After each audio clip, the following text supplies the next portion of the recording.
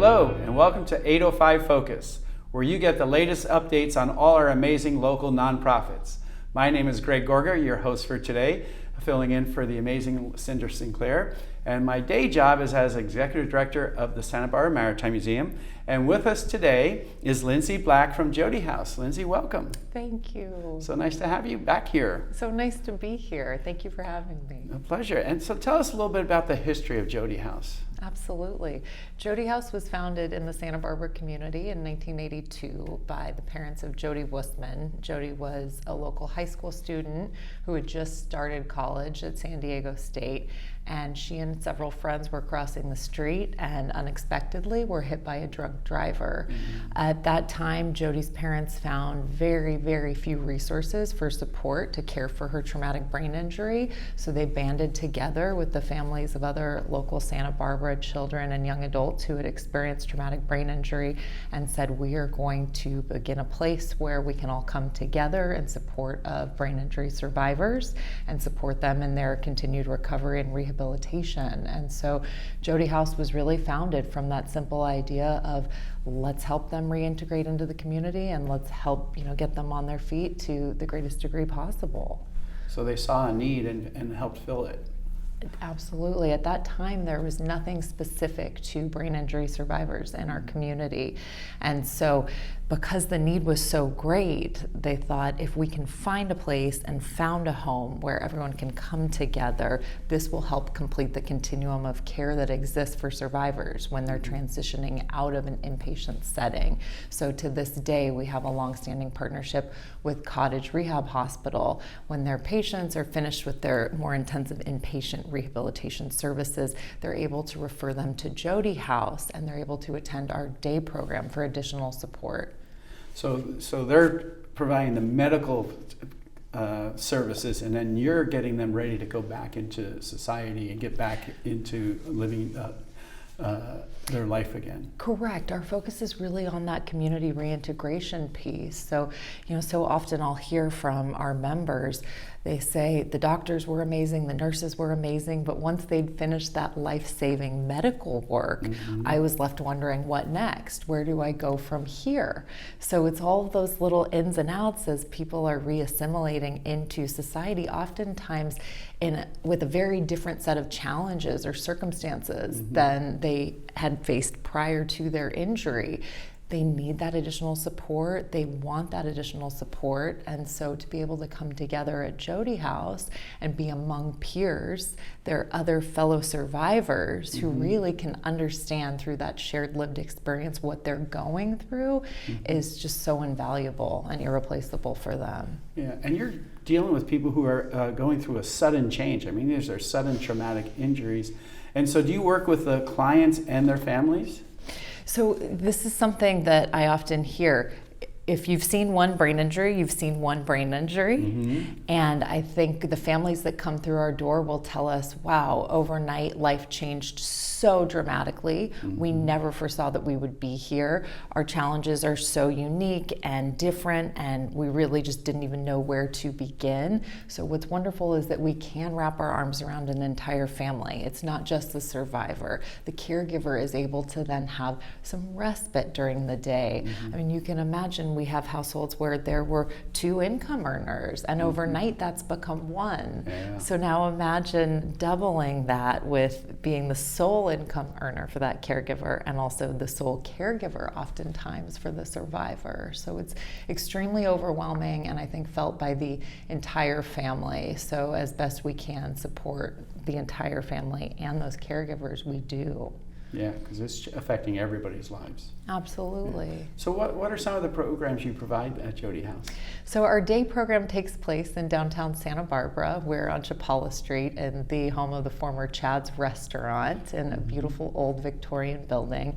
And we operate our day program out of that Victorian home. And the whole feel of it is very residential. So it's as if it's the antithesis to the medical institutional setting that oftentimes our members are coming from. You've got natural natural light and big windows and oversized, furniture and furnishings that are comfortable and make people feel like they're at home. So members are able to come in for the day, and we have a host of classes to meet members where they're at. So you can imagine, since the challenges are so different and varied, we offer classes that really run the gamut in terms of focus on maybe cognitive rehabilitation. Some are focusing on physical rehabilitation. Others are really centered on that social and emotional wellness piece. So we'll have support group, we'll have yoga, we'll have brain workout, which is really a cognitive mathematics-based class. We'll have different lectures by other groups in the community too, complimentary services, who can come in and share about their services and also help our members in other aspects of life as it relates to maybe housing or budgeting or filing for benefits if needed. So the idea is that Jodi House is very much an active, vibrant community hub, and that at any time during the day you'll have members there to attend classes, to come and potentially meet with their case manager. We're also able to offer one-on-one individualized support through case management. So that gives our members an opportunity to come in and really articulate for themselves what their individual recovery goals are, because those also look very different for each of our members. So their case manager is there as truly their advocate and their support person who's really helping them in the accomplishment of those goals. And sometimes I hear it said that what seems like a little success may be a really big moment for someone in their journey and their recovery. I speak with members who talk about the phenomenon of brain fog in the aftermath of an injury, to be seated on their bed holding a sock and forget what they were doing. What is this thing I'm holding? And what was I in the process of doing? It can be an incredibly scary, disorienting time. And so I think what we try to create at Jodi House is a place of support where people can come and really share those private feelings and thoughts that they're struggling with that isolation, with that loneliness that oftentimes comes from knowing that you're not who you used to be before your injury. Which is very scary for folks, and it can be, because it is such a major change. So your case managers, who are your staff, so they can access programs that you're having there, but they can also find resources for them outside of your facility where that will help them. Yes, and I really think that our community partnerships are so critical to the work we do, because the needs and challenges are so wide-ranging. The ability to refer to community partners for mental health services, for housing assistance, for legal aid services. But what's really special about the relationship between the Jodi House member and their Jodi House case manager is that their case manager becomes their ally in these really oftentimes complex processes that it takes to attain things like affordable housing. If you look at some of the paperwork and what's required to access or obtain services that are needed, it could be overwhelming for anyone who's performing optimally cognitively. Now couple that with a brain injury, and where do we begin? So I think that's the true beauty of case management. It's really helping pick up the pieces, put things in order and be there for that person so that they can get what they need to go on and try to recover and rehabilitate to the best of their ability. Yeah, that's wonderful. How many clients do you see in an average year? We see roughly about 125 members of this community come through our door on a regular basis each year. So those 125 community members are at Jodi House at least once a month. We also, during the height of the COVID pandemic, piloted our online program services, which has been amazing because we've been able to reach survivors outside of the Tri-Counties. We're actually working with members in 19 California counties now. Oh, wow. So Jodi House is one of only 6 sites that's funded by the State Department of Rehabilitation to provide traumatic brain injury services. So we are one of 6, and our peer sites, the 5 other sites throughout the state, often are sources of referral for us, and particularly were during the pandemic, because many of them were providing services in inpatient settings where they were no longer able to accept new patients. Oh, wow. So we received so many calls and so many inquiries during the pandemic, and when things resumed, when our in-person operations resumed, we said we can't leave these people without a place to go. So we've continued to build back in person alongside of maintaining our online programs as well. So on any given day at Jodi House, you can hop onto Zoom and you'll see 35 faces of survivors all in a Zoom group or class interacting and having the ability to come together in a virtual space. And that has to be so rewarding when they can work with they see other people like them and can work with each other and socialize with each other. And that's what I hear so often, especially for those members outside of the Tri-Counties that don't have access to a place like Jodi House where they can go in person.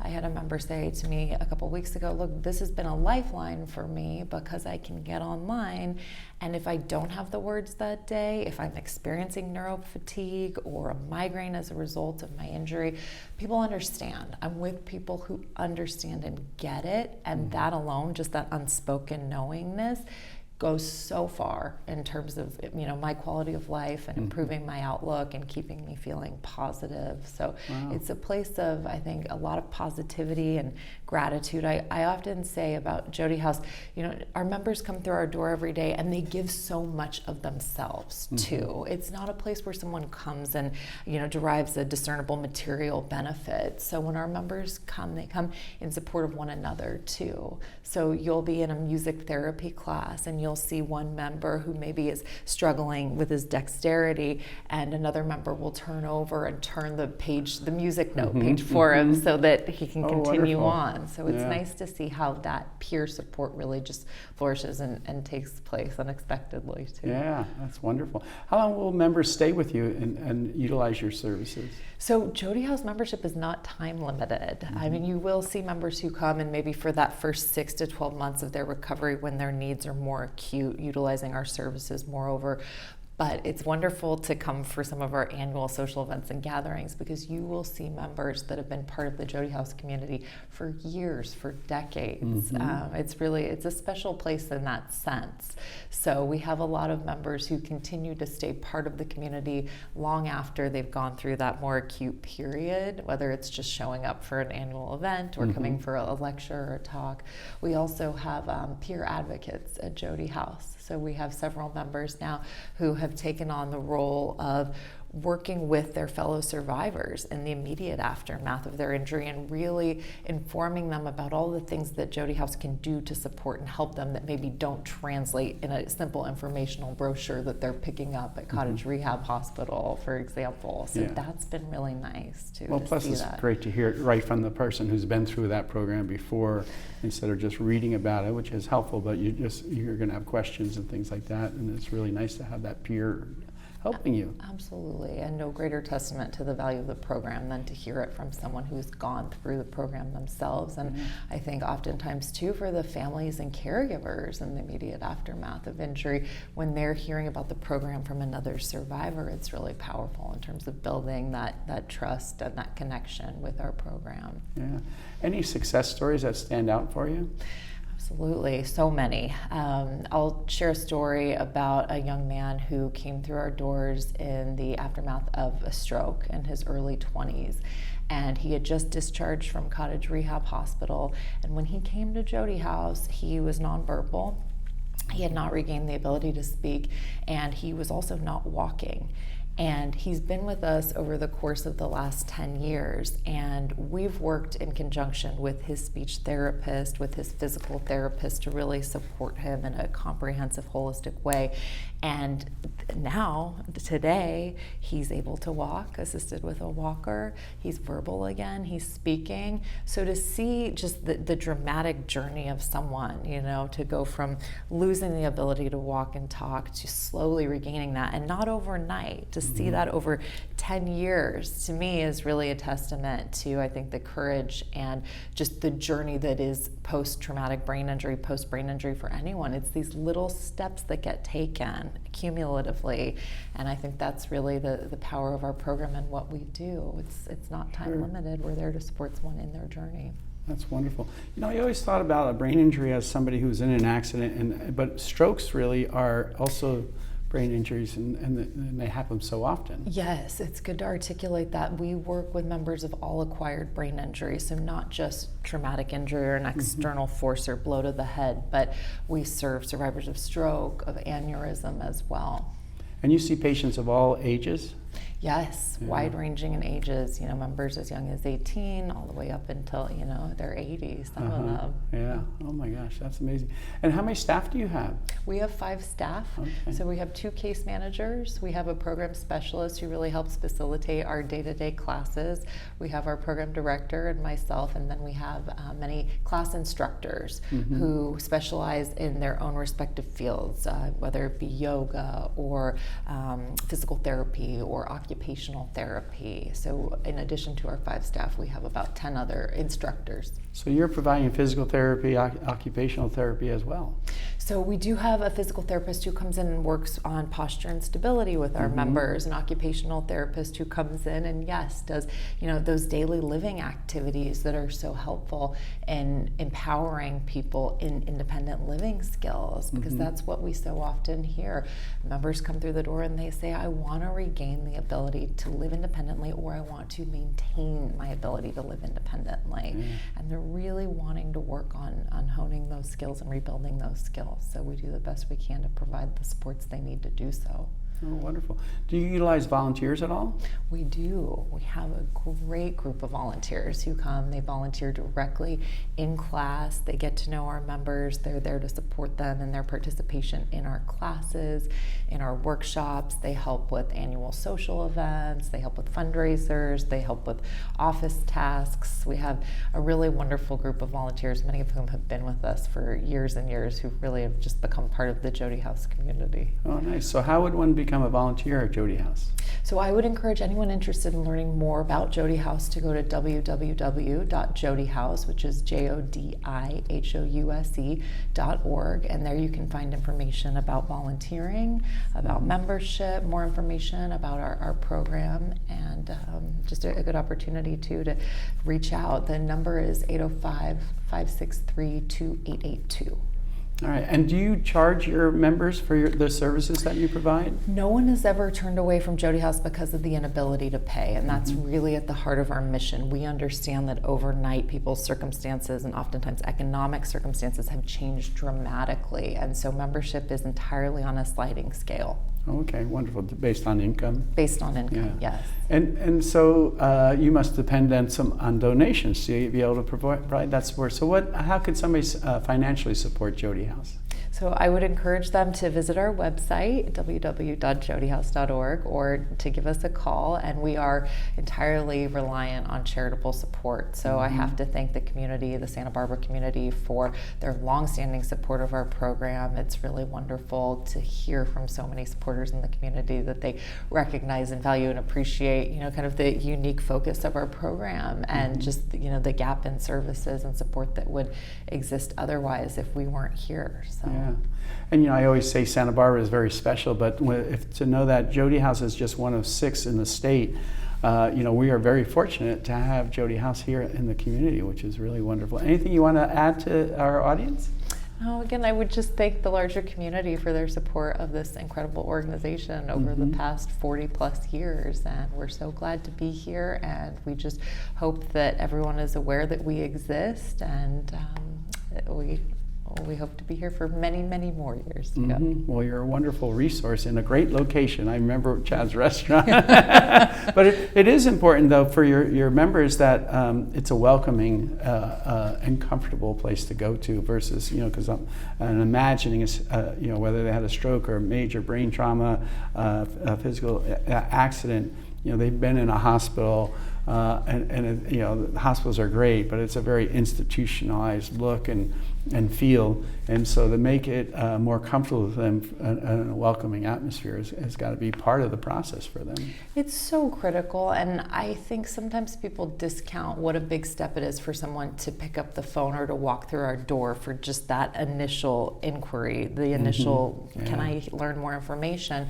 We talk to survivors who sometimes have been living on their own, suffering in silence for 5, 10, 15 years, and they finally decide, I'm going to reach out. So when they do, it is really important that when they come through that door, it is a warm, welcoming environment where they feel accepted for who they are. Yeah. Well, thank you, Lindsey, for joining us today. Thank you for having me. It's been and thank you for joining 805 Focus. We'll see you next time.